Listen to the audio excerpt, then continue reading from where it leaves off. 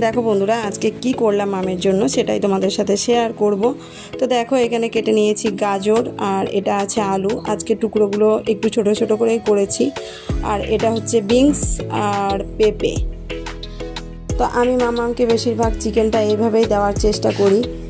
আর এখানে কিছুটা চিকেন নিয়ে ভালো করে ধুয়ে পরিষ্কার করে রেখেছি। আর এখানে মশলাগুলোও কেটে নিয়েছি পেঁয়াজ কুচি, রসুন আর আদা। আর এদিকে প্রেশার কুকারটা বসিয়ে দিয়ে গরম হলেই দেখো সাদা তেল দিয়ে দিলাম। আর দিচ্ছি তেজপাতা আর কয়েকটা লবঙ্গ আর দারচিনি দিয়ে পেঁয়াজটা দিয়ে দিলাম। এবার লাল লাল করে পেঁয়াজটাকে ভেজে নিয়ে ওর মধ্যে আমি চিকেনটা দিয়ে দিলাম। তারপরে চিকেনটাকে আমি একদম ব্রাউন করে ভেজে নিয়ে এই যে দেখো রসুন আর আদার যে দেখিয়েছিলাম সেটা পেস্ট করে একটু কষিয়ে নিয়ে তারপরে একে একে সব সবজিগুলো আমি দিয়ে দিচ্ছি।